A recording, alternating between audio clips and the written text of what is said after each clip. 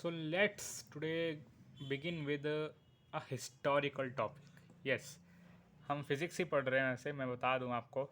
We are reading physics, we are studying physics and also gravitation. But today we will do a very interesting historical topic, and that is the history of gravitation before Newton साहब. ठीक है, before Newton के बारे में तो हमने बहुत कुछ पता है. न्यूटन लॉ बनाया, ये बनाया, वो बनाया.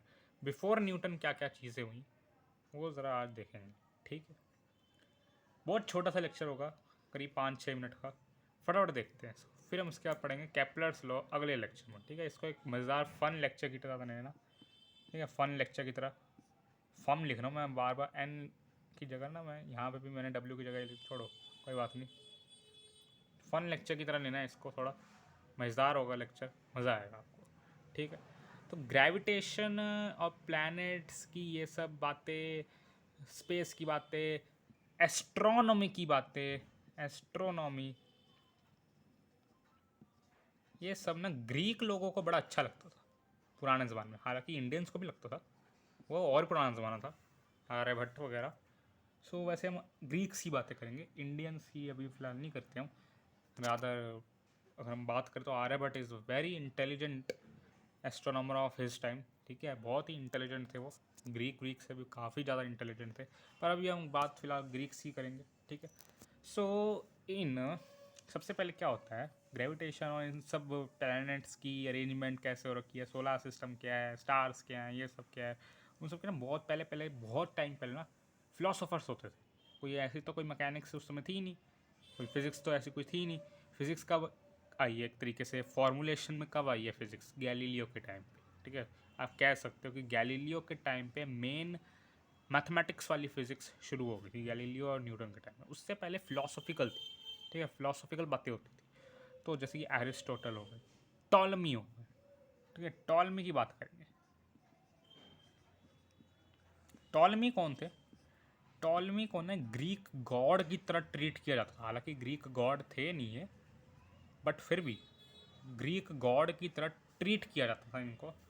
और इन्होंने ना 140 में एडी का मतलब समझ गया, अन्नो डोमिनी. ठीक है, 140 एडी में, आफ्टर डेथ नहीं है ये, आफ्टर डेथ बहुत लोग आफ्टर डेथ बोलते हैं, अन्नो डोमिनी. ठीक है, क्राइस्ट के बाद. ठीक है, क्राइस्ट के पैदा होने के बाद के 140 साल बाद. ठीक है, तो 140 एडी में इन्होंने ना एक थ्योरी दी.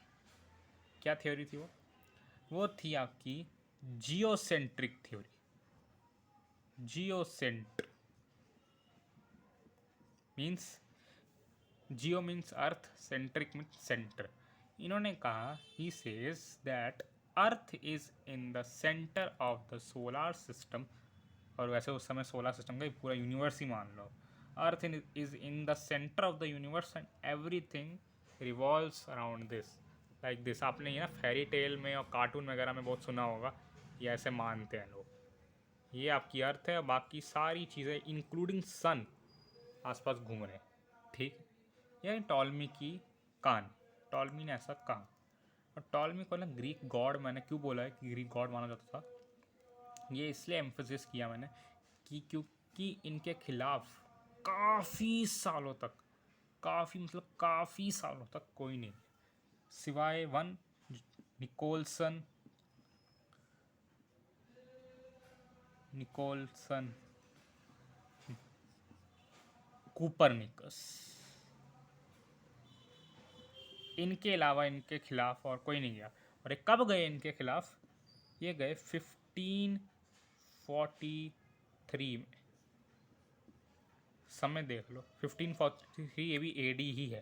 ठीक है, पहले बता दो, भी एडी ही है. 1543 थे वो. कितना फ़र्क है, 1000 से ऊपर हो गए साल, 1000 से ऊपर, करीब 1500 साल, 1500 के आसपास है.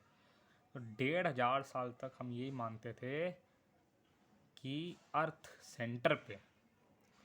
निकोलसन कुपरनिकस वो पहले इंसान थे जिन्होंने हीलियोसेंट्रिक थ्योरी दी.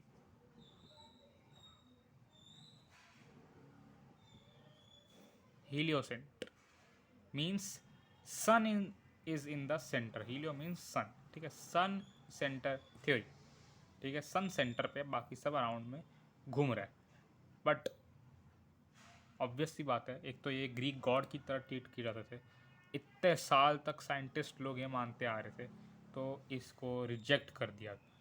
हालांकि हमें पता है आज की डेट में कि ये सही थे, बट उस टाइम पे इनको रिजेक्ट कर दिया गया। और किसने रिजेक्ट किया इनको, वो थे टाइको ब्राहे।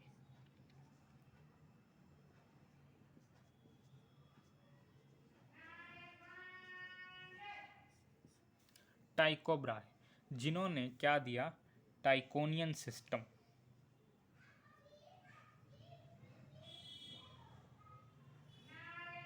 और यू कैन से टाइकोनियन थ्योरी, ठीक है। कब दी, डेट्स देख लो, 1588, ठीक है, 1588 में इन्होंने ये थ्योरी दी। चलो आगे देखते हैं।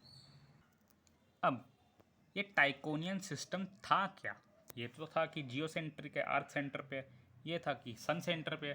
टाइकोनियन सिस्टम इन दोनों का मिक्सचर था, मिली भगत कह सकते हो, ठीक है। टाइकोनियन सिस्टम इन दोनों का मिक्सचर था। इन्होंने क्या किया था, देखो मैंने आपको पहले बताया था, टॉलमी के ज़माने में फ़िलोसॉफिकल बातें होती थी, अब थोड़ी बहुत मैथमेटिकल बातें शुरू हो गई थी।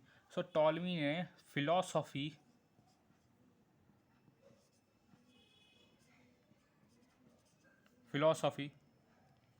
मेरी स्पेलिंग्स पे मत जाइएगा, फ़िलोसॉफ़ी प्लस मैथमेटिक्स दोनों को जोड़ दिया, दोनों को जोड़ दिया। उन्होंने क्या कहा, उन्होंने ये कहा कि अर्थ सेंटर पे ही है, ठीक है, अर्थ तो सेंटर पे ही है, मून और सन अर्थ के सराउंड घूम रहे हैं, ठीक है, अर्थ के सराउंड घूम रहे हैं, ऐसे चक्कर काट रहे हैं। और बाकी सारे